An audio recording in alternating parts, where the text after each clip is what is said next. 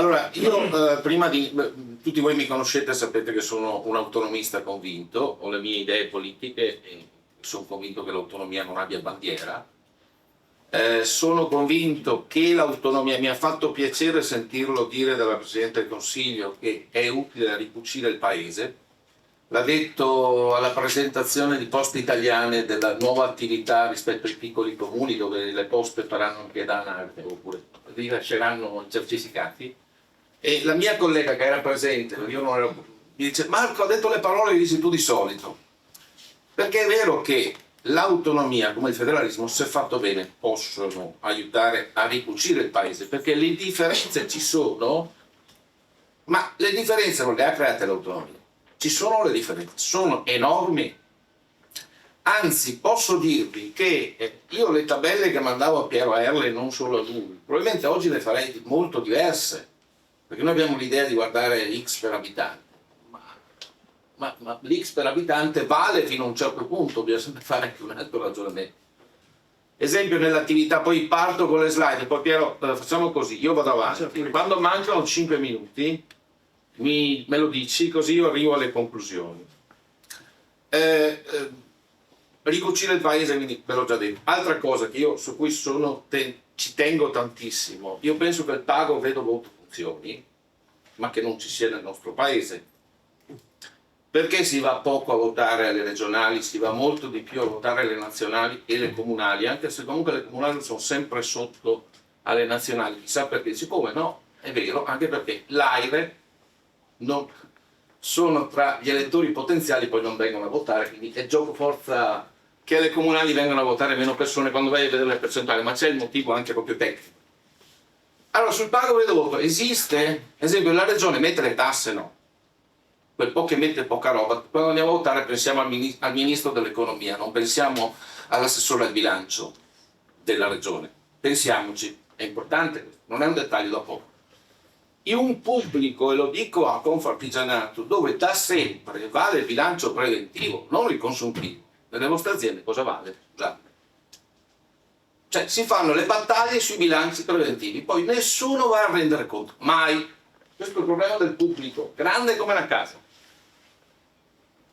Si fa, la legge di bilancio è la previsione, sia comunale, sia regionale, sia nazionale, e là si fanno le battaglie. Poi, come è andata? Non c'è mai, oppure mezza virgola se c'è. Andiamo al dunque, perché credo molto all'autonomia, e in questo vi invito tutto a fare la prova del bar. Provate a immaginare il bar dove ognuno di noi pensa a un bar di fiducia dove va a fare la colazione al mattino, va a fare l'aperitivo. Provate a pensare se quel bar non lo pagate più voi, ma lo paga un ente pubblico. Lui fa lo stesso fatturato, ma lo paga l'ente pubblico, non il cliente. Provate a immaginare se dopo un anno avrete lo stesso servizio.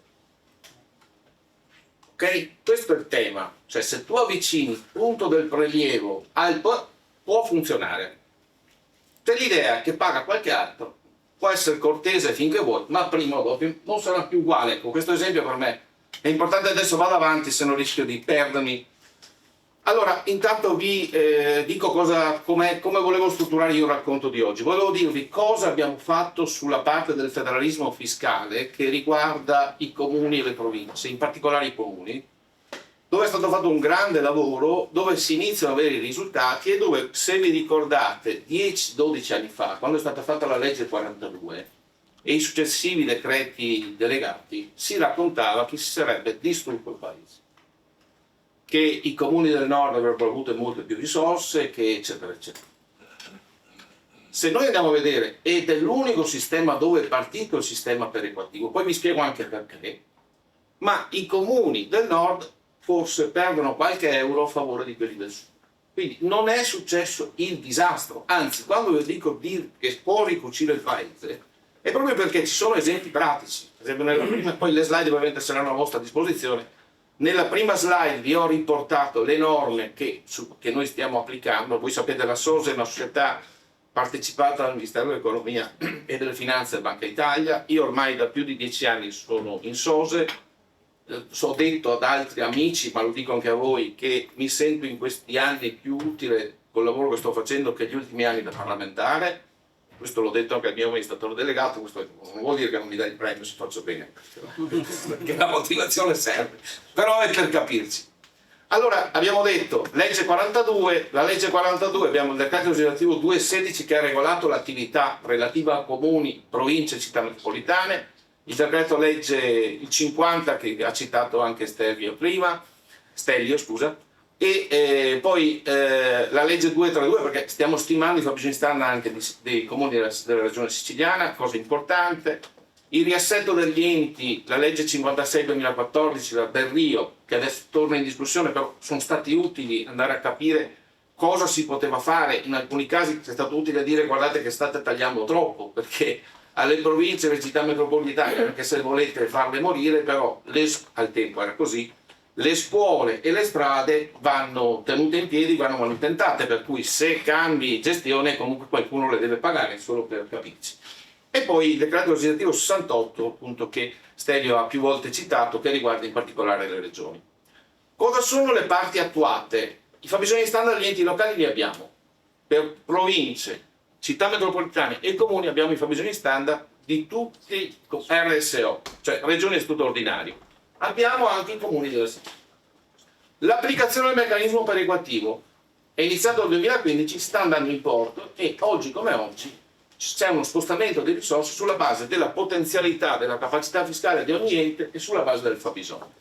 La rilevazione dei livelli effettivamente erogati dalle regioni è stato fatto ai sensi del 68, l'abbiamo consegnato e ha mostrato quella che è la differenza fra le diverse regioni RSO. La determinazione delle capacità fiscali degli enti locali è stata fatta, l'individuazione degli obiettivi di servizio per il sociale è stato fatto, è stato fatto anche il meccanismo perequativo per le province e città metropolitane, l'individuazione dei LEP per gli asili nido, importantissimi, poi ci torno, vi mostrerò dei dati, è importantissimo, guardate, la storia dei LEP sugli asili nido va usata, ad esempio, per capire cosa non funzionava, cosa sta funzionando e può diventare l'argomento per far capire anche a chi al sud ha paura dell'autonomia, che può essere l'opportunità invece per. Infine, l'attività di monitoraggio, anche qua importante, poi vi racconterò cosa stiamo facendo su asili nido e trasporto studenti con disabilità, dove abbiamo dato le risorse, non noi, ovviamente lo Stato ha dato le risorse, però la differenza è, e questo è un approccio diverso dal PNRR, e devo dire che qualche consiglio che abbiamo dato tecnicamente è stato utile, quello di dire non diamo i soldi solo a chi li chiede, perché sennò rischi di darli a chi è già più avanti. I soldi li dai a tutti, in base alla distanza dall'obiettivo.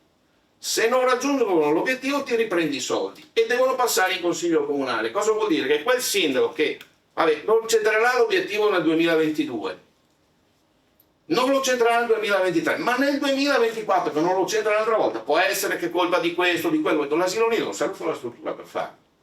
Nelle grandi città sono un sacco di asili nido dal piano terra dei condomini, cioè per capire, non servono i mura, ma se lo Stato ti mette i soldi, cioè la benzina perché quella macchina giri, tu non hai più scuse. Spiego? E poi vedrete che numeri produce il LEP relativamente agli asili nido. Prima, tra l'altro mi dispiace che Roberto sia andato via, Roberto Zambetti ogni tanto ci mandiamo gli articoli e stamattina l'ho mandato a te Piero. Ho mandato un articolo che ha scritto in questi giorni un amico giornalista di Napoli, che è Marco Esposito, che è uno dei pochi giornalisti che ha letto le note metodologiche di fabbisogni standard, lui sa di cosa parla, è uno dei giornalisti che qualche volta mi ha fatto andare di traverso il cappuccino al mattino, perché ai tempi degli asili nido cosa succede? Quando noi li abbiamo stimati per i comuni, succede questo, no? Che gli asili nido, ancora oggi per certi versi, con i LEP lo diventano, ma non è un servizio, non è un servizio obbligatorio, è un servizio a domanda individuale, per cui se un sindaco non dà l'asilo nido lo può fare, lo poteva fare. Se arriva un commissario di un comune perché i conti non quadrano, potrebbe chiudere l'asilo nido dopo. Quindi cosa succede? Che negli asili nido è proprio perché l'esempio asili nido serve? Perché avevamo delle distanze abissali. Zero Campania, dico un numero, ma poi vedete i numeri, e 50% di copertura, anzi Lazio è quello più alto, in altre regioni, ovviamente in aggregato, poi anche là ci sono comuni che hanno zero comuni. Quando noi siamo andati a fare il fabbisogno standard, diretto dalla Coppa, dove c'era Antonini che la guidava, sugli asili nido aveva detto scusa un attimo, ma perché numero moltiplichiamo il costo standard? Non c'è il LEP, non c'è un obiettivo, lo moltiplichiamo per lo storico. Cioè chi aveva tanto asilo nido si è trovato con tanto fabbisogno, chi aveva poco asilo nido si è trovato. Su questo giustamente Marco Esposito ci ha fatto una battaglia, dicendo ma state scherzando? No. E la sua battaglia, ha fatto un libro che si chiama Zero al Sud, poi, e lui è stata utile perché la questione fatta sugli asili nido, qua posso dirvi che Mara Carfagna, che è il corregionale, probabilmente ha colto questa battaglia e lei da ministro, grazie a Draghi, hanno trovato le risorse e hanno messo che nel 2027 per gli asili nido e seguenti arriveranno 1,1 miliardi in più ai comuni per arrivare all'obiettivo. Tanta roba, messa tra l'altro per chi deve ancora nascere, perché quelli del 2027 devono ancora nascere, capiamoci, tanta roba. Poi se non li fanno girare torno dietro, però sono là e glieli danno inizio anno. Allora, voi capite che questa è una cosa importante, perché io raccontandovi queste cose penso e spero di darvi, io non vi parlerò della legge quadro, perché per me la legge quadro non esiste ancora e io che sono e partecipo in un'azienda partecipata dallo Stato non posso parlarmi di norme che non esistono, è un disegno di legge, attendiamo che il Parlamento la approvi. Però vi parlerò di una cosa importante che ha fatto il governo attuale, che sono le norme inserite nella legge di bilancio, e poi ci arriviamo, nella 197, che sono, secondo noi, fondamentali, importanti per attuare l'autonomia e comunque per avere il quadro di cosa succede nel nostro paese. Andiamo avanti, le parti non attuate, determinazione dei LEP, sto parlando in ambito comunale, esempio sulla funzione istruzione. Cioè sull'istruzione il tema è tempo pieno, non tanto sulle classi, perché anche qua LEP sull'istruzione, attenzione, io sono convinto che non ci sia come gli asili nido chi è a 0 e chi è a 100. Cioè più o meno il dimensionamento delle classi è quello. Non è che abbiamo classi da 50 allievi, uso queste proporzioni sbalorde, perché negli asili era così, con 50 allievi e classi con 7. No, sono già tutte catalogate da delle norme, le classi non possono essere più di tot, come numero, non meno di, eccetera. Il tema sarà capire il tempo pieno, a quanto lo garantiamo, ma anche qua, è LEP il tempo pieno? Boh, non lo so, sarà un lavoro che dovrà fare la commissione dove c'è tempo, ecco, ma capite quali sono gli argomenti? Altra questione, la determinazione della capacità fiscale del regime straordinario, finora non è stata fatta. La rilevazione della dotazione infrastrutturale non è stata fatta, era prevista. L'applicazione della perequazione infrastrutturale. Le parti non attuate in via di definizione, mi dispiace che non ci sia Roberto. Nella determinazione dei fabbisogni standard del regime straordinario, per quelle materie di cui parlava prima Stelio, siamo ancora fermi. E non perché le regioni tutto sommato non gli dispiace come funziona oggi. Nel fondo sanitario non è distribuito, tutti dicono che sono i LEA, andiamo a vedere che parametri sono. No, mi fa piacere, non ci eravamo parlati prima, non sono fabbisogni standard quelli, attenzione. Quindi su questo, se si vuole l'autonomia, bisognerebbe che su questa versante le regioni spingessero dicendo lasciamo che vada avanti la legge, ma almeno nelle nostre materie riusciamo a fare quello che hanno fatto i comuni, le province e le città metropolitane. È importante questa cosa, perché noi, il modello che noi è stato messo in atto, e qua devo ringraziare Roberto Calderoi, perché al tempo, al 42 era lui ministro, io gli dissi, io non sapevo chi fosse la SOSE, e poi sono stato a lavorarci, quando gli dissi, scusi ministro, ma quando arriverà la SOSE a determinare i fabbisogni standard dell'asilo nido, come si fa se non abbiamo un livello di riferimento a cui moltiplicare? Cioè, mi ero già posto il problema. Allora Roberto mi disse, se iniziamo a fare il LEP prima dei fabbisogni non lo faremo mai. Aveva ragione lui. Perché solo determinando i costi standard siamo riusciti a capire quanti soldi serviranno, perché sono concatenati come l'uovo e la gallina, LEP, fabbisogni standard, costi standard. Non è che ognuno va... Solo in quel modo siamo riusciti a sapere che per fare il 33% serve 1,1 miliardi. Se partivamo da dire cosa serve, non ce la facevamo. Adesso qualcuno può dire, ma allora è sbagliato partire con i LEP? Probabilmente no, perché abbiamo già avuto questa esperienza, quindi possiamo accelerare i tempi, però poi vedremo nel corso, dipende molto da come andrà il dibattito. Rispetto alla legge quadro, l'esempio della 42 che ha avuto un'approvazione molto larga, secondo me va tenuta in considerazione, vanno smontati i pregiudizi del Sud. E nel smontare i pregiudizi del Sud, molto deve fare anche il Nord. Io racconto la barzelletta del pescatore e del cacciatore. Perché il pescatore dice che l'anguilla era 6 metri e il cacciatore che la lepre era 40 kg. Allora a un certo punto dice, scusa, sì, allora accorcia l'anguilla e io... Perché se noi raccontiamo che sono i 9 decimi in Veneto, ragazzi, cosa vi aspettate? Cosa vi aspettate? Chiaro che faranno le barricate, ma sappiamo che non sono i 9 decimi. Capiamoci. Bisogna che la smontiamo sta roba, se vogliamo, se no, altro che ricucire il paese. Che primo a saltare il governo attuale su questo tema qua. Tanto per questo dico, deve essere approvata dal Parlamento, ricordiamolo. Parlamentari che vanno contro i propri territori, non ne conosco. Bisogna fare un ragionamento, capite? Facendo l'esempio degli asili nido riesco a dire, guardate, allora eravate contrari? Sì. Avevate paura del disastro? Sì. I dati, i numeri dimostrano che invece, ok? Questo è quello che secondo noi, le criticità emerse, la riduzione delle risorse dei comuni fatte in questi anni ti porta a essere in difficoltà nell'applicare la perequazione.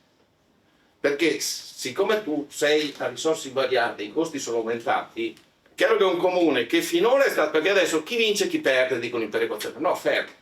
Chi perde rispetto al vantaggio che aveva, perché se la perequazione gli toglie vuol dire che aveva un vantaggio che oggi perde, ma non perde un vantaggio. Chi acquisisce si mette in pari rispetto a un vantaggio che non aveva. Però è chiaro che fare questa operazione in carenza di risorse è un problema.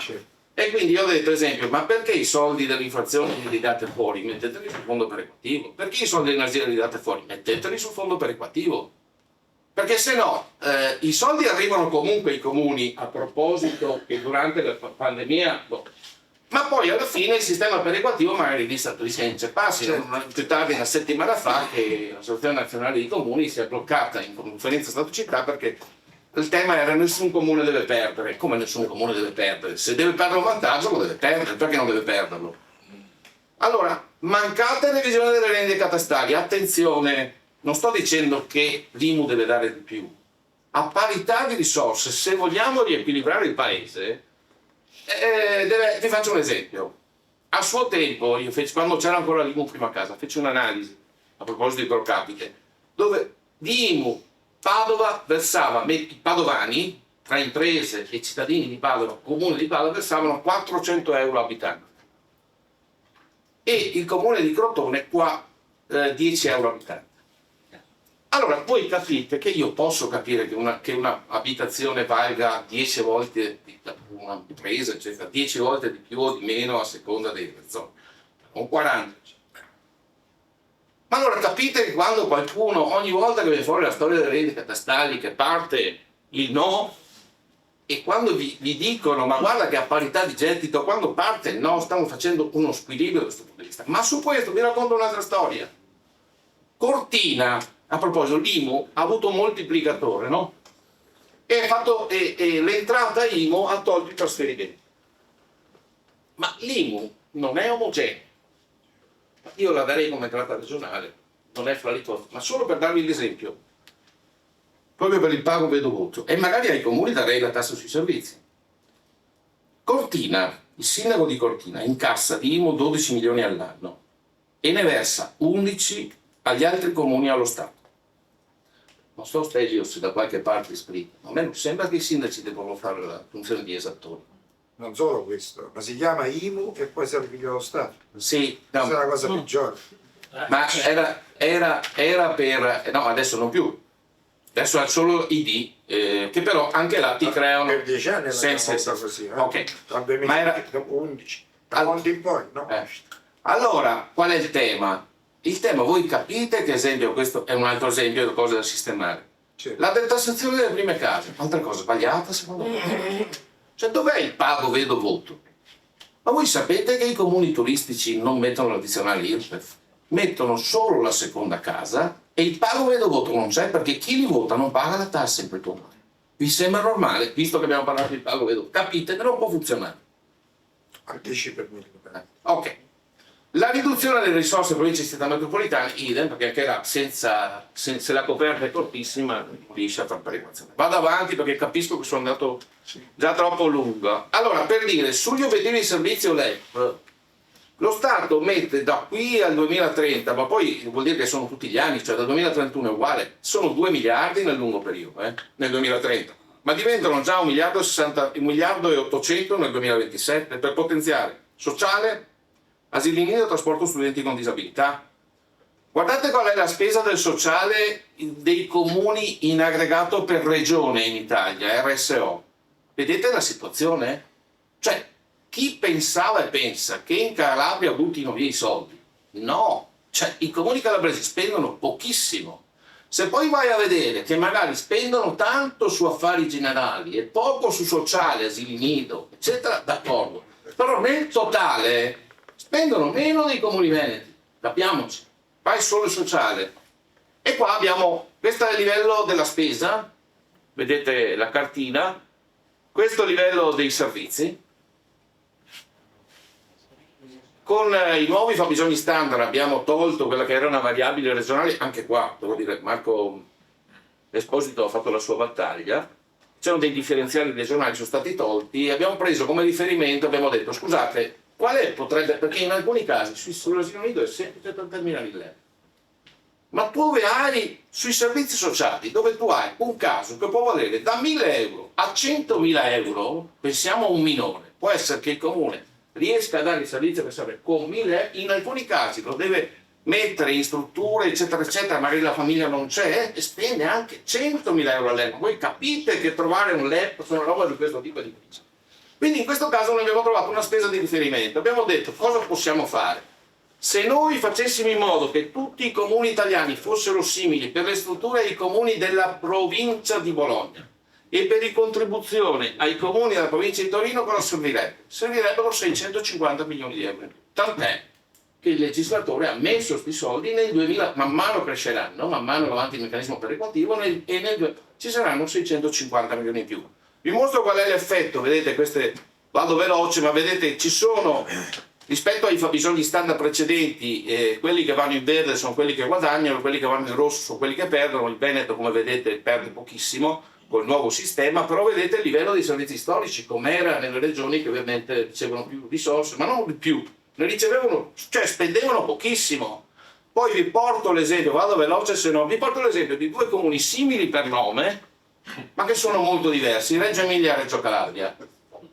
Allora voi vedete quella che era la loro spesa storica nel 2017, 58 euro abitante spendeva Reggio Calabria di sociale, servizi sociali, 117 ne spendeva Reggio Emilia. Il fabbisogno applicato prima, quando c'erano i differenziali regionali, era che davamo 78 di fabbisogno a Reggio Calabria e 106 a Reggio Emilia. Con il nuovo sistema, cioè che prende dei riferimenti comuni benchmark, vedete che il fabbisogno applicato a Reggio Calabria va un po' più alto di Reggio Emilia, stiamo parlando di comuni che hanno più o meno gli stessi abitanti, ma perché? Perché entra la variabile dell'indice di deprivazione che ovviamente riconosce più difficoltà. Come vedete però, guardate il livello dei servizi, quel livello deve portarsi a 95, il 56 deve arrivare a 95, mentre Reggio Emilia può continuare a fare quello che vuole, ma probabilmente lo sta facendo perché sta agendo sul suo sforzo fiscale per dare quel servizio.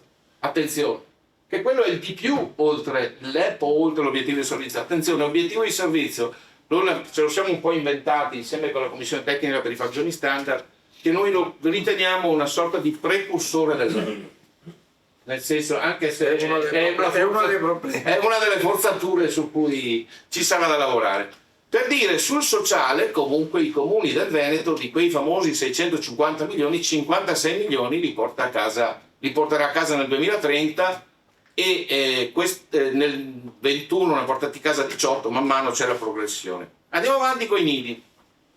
Questa è la situazione della percentuale di copertura dell'asilo nido in Italia. In questo caso abbiamo anche Sicilia e Sardegna, che non c'era nell'altro caso perché questo è il dato della percentuale, e qua le ho messe in ordine, cioè il Veneto è, considerando la percentuale di copertura posti, arriva a un 29% considerando pubblico e privato, dove vedete che gli utenti pubblici però è la regione fra quelli che li ha più bassi, l'11,65%, e un 17,42% la copertura di posti privati. Ma vedete la situazione di Campania, Sicilia e Calabria, cioè abbiamo delle percentuali di copertura che sono sotto o appena sopra il 10%. Andiamo a vedere quali sono le distribuzioni delle risorse che è avvenuta nel 22, e quindi stiamo parlando rispetto ai 120 milioni, questa è la situazione.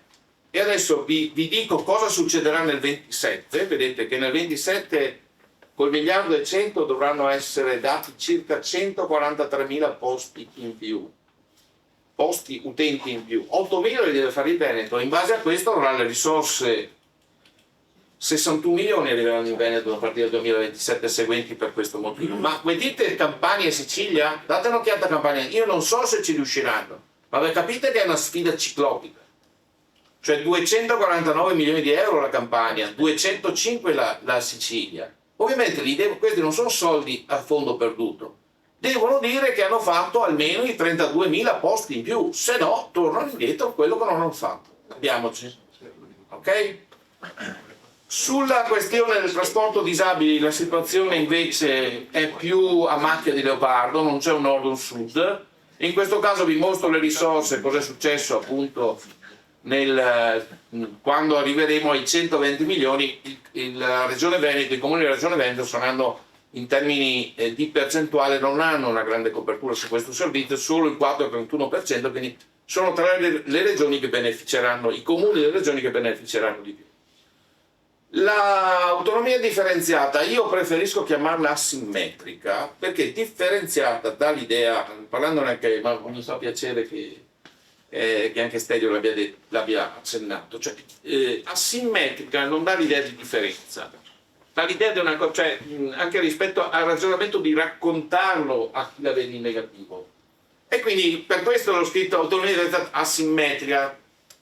Non vi cito il 117 e 119, ne ha parlato molto meglio di me Stelio, per cui vado avanti. Quali sono le materie, eccetera. Attenzione! Finora non sappiamo di cosa stiamo parlando in termini di numeri. Vedete là, io qua, queste sono materie, sappiamo quali sono. Di queste materie lo Stato spende più di tutti sull'istruzione, vale 50 miliardi. Il totale di queste materie, ho scritto circa 95, ma non sono in grado di dirvelo in questo momento. Capite che è un problema.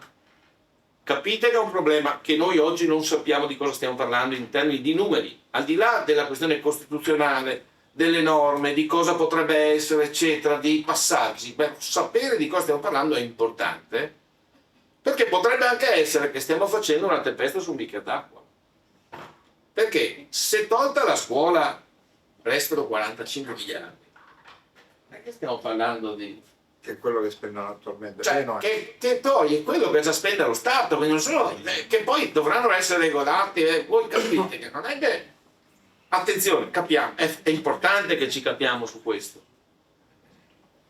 Andando su questo, noi questa slide l'avevo presentata a Calderoli appena detto. E gli ho raccontato cosa secondo noi sarebbe stato necessario fare, ossia definizione delle materie del possibile cambio di competenza. Quindi sono tutte 23, benissimo. Dentro queste 23 poi ci sono dei servizi, che dire 23 materie non vuol dire i servizi, perché ogni servizio ha una sua storia. Livelli di spesa dello Stato. Cosa spende lo Stato su questa materia? E come lo spende differenziato per regione? Livello dei servizi offerti, cioè mi serve fare le mappe che prima abbiamo visto su Nido e trasporto disabili, io le devo fare prima, perché in base a quella riesco a capire poi, riusciamo a capire, se c'è distanza intanto, perché in alcuni casi probabilmente la distanza non c'è, cioè la storia della scuola, per assurdo, non esiste lo stesso problema che abbiamo trovato sui nidi, ci saranno delle differenze, ma magari è il contrario di quello che ci aspettiamo, attenzione. Ad esempio sulla scuola risulta che il sud spende più del nord. Perché? perché ha i dipendenti, che erano parte dipendenti dell'80%, che sono più anziani di quelli del nord e quindi conseguentemente hanno dei redditi, ovviamente, causa anzianità, più alti. In più, quando c'è stata la Bassanini che ha trasferito le materie scolastiche dai comuni, diciamo la parte personale alta era personale comunale, dopo è diventato personale statale. Nelle nostre regioni, i comuni, gran parte non c'era più, perché a volte ai tempi i bidelli erano il lavoro delle vedove. Ecco, bene. Poi, per fortuna, sono arrivati altri lavori più qualificanti, eccetera, eccetera, e quindi non si è. E gran parte dei comuni avevano l'azienda di pulizie. Quando la funzione è passata dallo Stato. Okay. Quando la funzione è passata dal comune allo Stato, lo Stato si è tenuto la funzione e ha ridotto i trasferimenti o del personale che si è assorbito o della spesa delle pulizie. Allora è chiaro che dove ha trasferito più personale, mica tutto questo personale è andato in pensione e quindi ha continuato, quindi può esserci anche questo che va verificato. Andiamo avanti. Io ho messo qua cosa è successo con la legge di bilancio. Io mi fermo qua, cioè a quello che ha fatto la legge 197, che quando io ho presentato le cose che ho mostrato prima al ministro Calderoli, ho detto e tu cosa faresti? Ho detto se riesci a tirare la legge quadro, che non so quando te la approvano, stiamo parlando di qualche mese fa, al di là del Consiglio dei Ministri, il Parlamento, deve approvare il Parlamento, facciamo la fotografia intanto. Facciamo la fotografia così capiamo di cosa stiamo parlando, perché facendo la fotografia smontiamo dei pregiudizi, può essere che nascano anche altri problemi di cui finora non ci siamo mai posti il problema e alla fine però iniziamo un percorso e facendo così lo ricuciamo il paese, non continuando a raccontarci la storia dell'orso, che non funziona. E quindi cosa deve fare la famosa cabina di regia? Deve effettuare la ricognizione della normativa statale delle funzioni esercitate dallo Stato, effettua la ricognizione della spesa storica, individua le materie e gli ambiti che sono riferiti ai LEP e qua si inserisce il lavoro che deve fare il comitato scientifico che ha voluto il ministro Calderoli. Determina i LEP, attenzione, poi arrivo un attimo sui LEP a raccontare, i livelli essenziali delle prestazioni, tutti ne abusano ma pochi sanno di cosa stiamo parlando, che al di là della definizione. Io ho fatto l'esempio del nido, ma nel nido è semplicissimo stabilire un LEP. Se dici che il 33% dei bambini dai 3 ai 36 mesi devono avere la possibilità, ci mettete un attimo. Ma su altri argomenti, intanto sul sociale, dove i servizi sono molteplici e dove sulla base della stessa tipologia e la stessa problematicità possiamo avere costi che vanno da 1.000 euro a 100.000, voi capite che invece là è un po' più difficile. Diritti sociali e civili, anche qua, sono tutti. E io in questo, devo dire, ho fatto al tempo un esempio al ministro che poi mi ha detto che l'ha ripreso. Ci ho detto, guarda che mica in tutto devi per forza stabilire i LEP. Ci sono i LEP da determinare, ci sono i LEP quelli che noi chiamiamo impliciti. E io ho fatto l'esempio della carta d'identità. La carta d'identità, cosa serve? Che scriviamo che ogni 10 anni diamo la carta d'identità all'italiano quando gli scade o chi lo chiede? No, è già scritto. Perché se uno di noi non gli danno la carta d'identità, va a denunciare da qualche parte e gliela danno. Poi uno può dire, quel comune me la date in 3 giorni, l'altro me la date in 6 mesi, ma questa riguarda la qualità, non riguarda il fatto che tu hai il diritto, no? Questo è un esempio, questo non penso che dovremmo dire che tutti. Ecco, ci sono una serie di questioni. Tutte le materie, perché queste. Ok, anche qua, giustamente, tutte le materie o solo quelle del 23, quando andiamo sul sociale. Cioè, la parte che la fai comune, la parte che la fai regioni, la parte che la fa il Ministero del Lavoro, là cosa facciamo? Andiamo a pezzi? Cioè facciamo solo quel pezzettino che riguarda una delle 23 materie? Attenzione, io penso che se si vuole fare, ma giustamente come diceva Stelio, ma la lettera M del 117, là quanti anni? 2 milioni. Ed è una materia statale, quindi se poi nasce il problema che bisogna determinare il LEP, allora se l'ha tirato e messo è una delle parole che si usa di più al pari del costo della siringa di una volta, è bene che l'autonomia abbia sollevato questa problematica, cioè stiamo ponendo un problema che avevamo lasciato da parte per altre questioni. Vado avanti.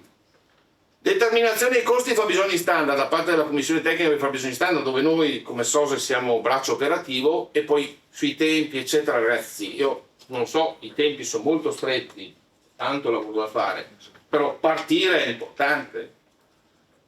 Vabbè, poi i DPCM eccetera eccetera. Volevo soffermarmi su questo: livello essenziale delle prestazioni, costo standard, fabbisogni standard. Facciamo spesso confusione fra queste cose, sono tutti e tre legati. Perché se io stabilisco i livelli essenziali delle prestazioni, soprattutto se sono risorse limitate, cioè, dimmi quali sono i livelli che tu vuoi, o il costo standard, facciamo una moltiplicazione. Se viene fuori che servono 10 miliardi in più, queste tre voci si devono contemperare con quello che è il fabbisogno standard, perché il costo standard da solo è quello della siringa, bene, ma il fabbisogno ti dice quante siringhe servono. Capite che non si può fare a comparti standard. Ma tutti quanti, io quando dicevo lavoro con i fabbisogni standard, costo standard, ah sì, siringa, così.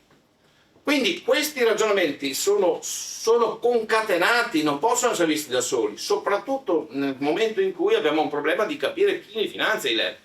Cioè io vi ho raccontato la storia di asili nido, in quel caso era semplice perché tu avevi i comuni dell'Emilia Romagna facevano questo livello, i comuni della Campania facevano questo. Tu fai i LEP, cosa fai? Così, cioè tiri giù questi, chiaro che non lo fai, cosa vai a dire a quelli dell'Emilia ti togliamo l'asilo nido perché devo fare i LEP? Vanno in piazza, hanno ragione. Devi fare così. In quel caso, per fare così, siccome non hai efficienza da recuperare in quel caso perché il servizio non c'era, e allora cosa devi mettere? Soldi. In alcuni casi potresti avere una situazione di questo tipo, cioè più vicina, e poi avere dell'inefficienza, ma per l'inefficienza bisogna che il servizio ci sia. E quindi il margine col fabbisogno standard è quello di trovare il costo standard ideale e la quantità ideale, perché potrebbe essere che qualcuno, perché aveva i soldi, ha dato quel servizio a gogo senza pagarlo lui col proprio sforzo fiscale, ma facendolo pagare dall'altro ente, non so, dalla fiscalità generale. Questo è il tema, perché quello che fai sopra il tuo standard perché lo fai pagare di più è un problema tuo. Vai, il sindaco, il presidente della regione dice io voglio garantire il trasporto pubblico anche a chi da solo sopra la montagna, vi metto una tassa regionale che chiede X, siete d'accordo, vi votate, a posto. Ma questo deve essere il momento in cui però la base di riferimento standard è uguale per tutti. Allora c'è il pago vedo voto. Allora io la chiudo qua. Le discussioni sono state tante, indirettamente vi ho già detto quelle che sono le conclusioni. Sugli enti locali e su comuni in particolare è stato fatto un gran lavoro, e la 42 secondo per quel pezzo, perché non è stata fatta tutta la 42, ma per quel pezzo può essere un esempio per cercare di mettere in campo l'autonomia differenziata, o meglio asimmetrica, come strumento che può assolutamente ricucire il paese. Però tutti gli attori devono fare bene il loro proprio mestiere, perché se iniziamo con le strumentalizzazioni non riusciamo. Dal punto di vista tecnico, noi le norme che già ci sono ci permettono di fare la fotografia, e quindi nel corso di, non dico qualche mese, perché vi prenderesti, ci prendiamo in giro, che c'è del tempo da fare, anche bisogna capire se al momento noi non abbiamo mezzo dato, perché al momento i ministeri non ci hanno ancora dati, quando li avremo la possibilità di confrontarci, magari avremo più quadro il quadro, più chiaro il quadro, e quindi potremmo darvi e consegnarvi la possibilità di un paese veramente migliore, dove le autonomie sono un motore e non un freno, come pensiamo da sempre. Grazie e buon lavoro.